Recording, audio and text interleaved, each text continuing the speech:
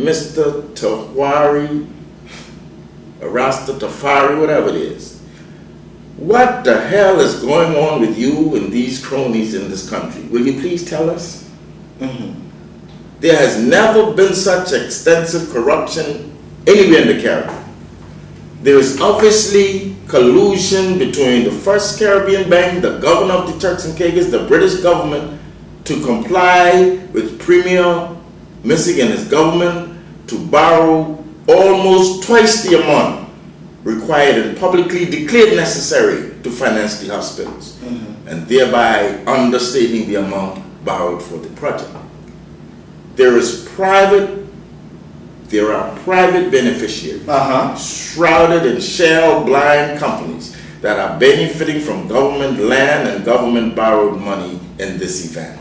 In the first instance, Mr. Malcolm, even the stated amount of 120 million or whatever it was that is being required is inflated and overstated when you compare to the same hospitals that are being built in the BVI. Correct. Where the mobilization fee alone is something like $10 million and whatnot because of the terrain prepared for the project. Yes, they said if we were here, they could do that for $10 million less.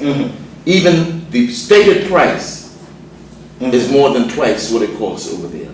Correct. More than twice what we were paying, what agreements we had. Correct.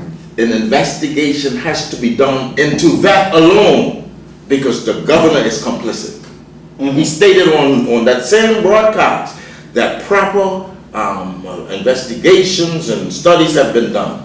That is going to have to be investigated, and we are going to have to determine where that money is going. I'm not talking about the extra 100 and whatever million that we're talking about.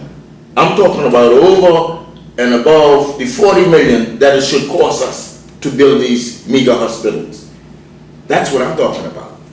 But Honorable Skippins, I think what got the people so confused in the Turks and Caicos Islands is that even since December, when this loan was signed, this agreement, this deal was signed, we have heard, the people of this country, we have already heard the government stated 7 different figures.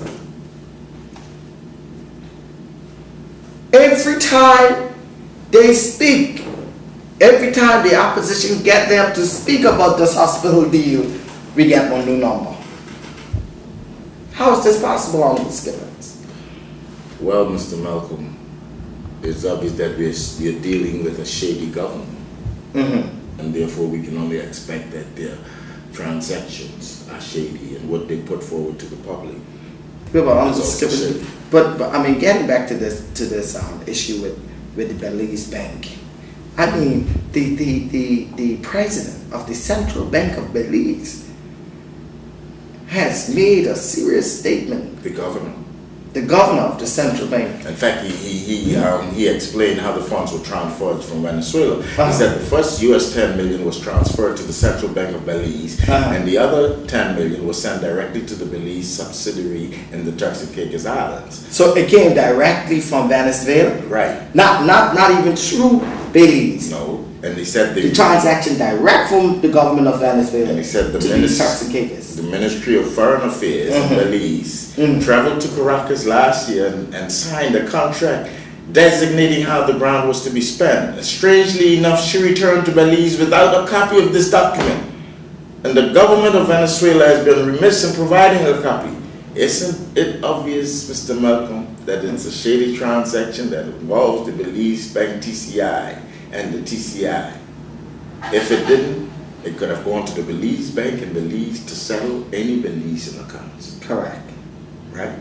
Therefore, there's no official documented evidence as to whether or not the $10 million was, well, obviously it was from Shabazz, but we don't know if it was from Shabazz to the PNP in the Turks and Caicos Islands, or the PNP to pay salaries for a couple of months. We don't know that for outstanding bills. And only in fact, it filtered through the Belize Bank TCI, as were other financial transactions with this government, most But it is clear and simple that $10 million went to Belize Central Bank for the Belize government, and apparently $10 million came here to the Belize Bank TCI, possibly for the PNP government. We don't know. You understand what I'm saying? Yeah, from Shabazz, we know that there were talks of not only the premier meeting Shabazz, but Shabazz being here on 1 or 2 occasions secretly. Mm-hmm. You see, this country is traveling a dangerous road, Mr. Malcolm. We cannot afford to allow that to progress in the direction that this government is taking us. If we're going to deal with America, then we've got to choose our friends carefully.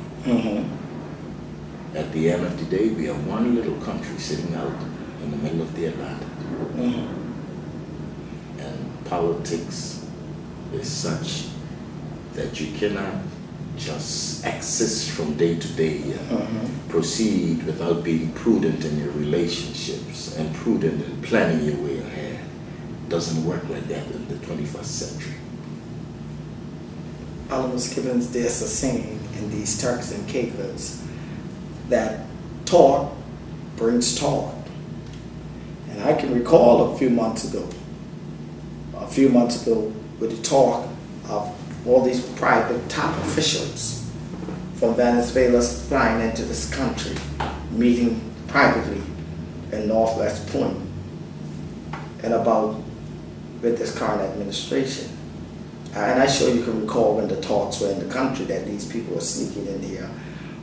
But God always reveals things, even when we are not. When we don't pay attention, these things always get revealed, because now we are talking here about these large sums of money coming out of Venezuela, transferring into banks in these Turks and Caicos Islands. From the Prime Minister of Belize, Mr. Shabazz. From the government of Venezuela. Of Venezuela. And I think you asked a question. You asked a very important question. Why didn't the government of Venezuela send the money to Belize Bank in Belize if the money was intended for the people of Belize? Exactly. Do you think it was a gift for the people of the Turks and Caicos? Well, there are other questions. How much other funds have been sent here from Belize, from Venezuela by Shabazz? I guess we need to check the Bank of Belize. What is the governor doing about it? What is the British governor? Why is all this collusion? Why is all this secrecy? Huh? Why is there's this shroud of protection? You know, why does the British government have to put on all this show and send people down here, and they've already had written submissions and they know what they need to do? They have more evidence than they would ever need, and I know that for a fact. They know that.